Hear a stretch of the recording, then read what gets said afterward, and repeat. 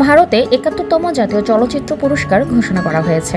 বছরের অন্যতম মর্যাদাপূর্ণ এই আয়োজন এবারও তুলে ধরেছে বলিউড সহ বিভিন্ন ভাষার সিনেমার গৌরবময় অর্জন।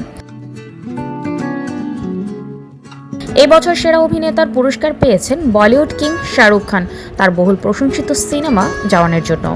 তার সঙ্গে যৌথভাবে সেরা অভিনেতার সম্মান পেয়েছে বিক্রান্ত মাসে, যিনি অনবদ্য অভিনয় করেছেন 12 ফেইল সিনেমায়। সেরা অভিনেত্রীর পুরস্কার উঠেছে বলিউড কুইন রানী মুখার্জির হাতে। তার cinema Mrs Chatterjee versus Norway সমালোচকদের পাশাপাশি দর্শকের কাছেও প্রশংসিত হয়েছে। এবার এক নজরে দেখে নেই অন্যান্য বিভাগে কারা জিতলেন জাতীয় সম্মান। এবার সেরা ফিচার ফিল্ম নির্বাচিত হয়েছে 12 ফেইল। দ্য কেরালা স্টোরির সুদীপ্ত সেন হয়েছে বেস্ট ডিরেক্টর। গায়কের তালিকায় শীর্ষে PVNS রোহিত প্রেমিস্থুন্না। সেরা গায়িকা হয়েছেন শিল্পা রাও। এবার বেস্ট পপুলার ফিল্ম রকি और রানী কি প্রেম কাহিনী।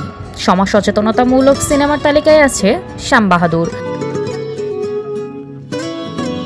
বাংলা সিনেমার ক্যাটাগরিতে আছে ডিপ ফ্রিজ।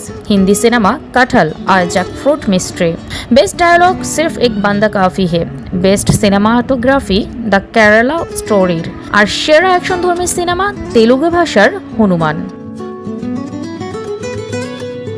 কারিগরি বিভাগেও রয়েছে নানা চমক। সেরা মেকআপ, পোশাক, সাউন্ড ডিজাইন, চিত্রনাট্য, সম্পাদনা সহ প্রায় সব বিভাগে সম্মাননা পেয়েছে আলোচিত্র চলচ্চিত্রগুলো। ভারতের জাতীয় চলচ্চিত্র পুরস্কার শুধু একটি স্বীকৃতি নয়, এটি শিল্পীদের প্রতি দেশের শ্রদ্ধা, অনুপ্রেরণা এবং চলচ্চিত্রের শক্তিকে উদযাপন করার এক অনন্য উৎসব। সাইমা শিউলি, সংবাদ মুহূর্ত।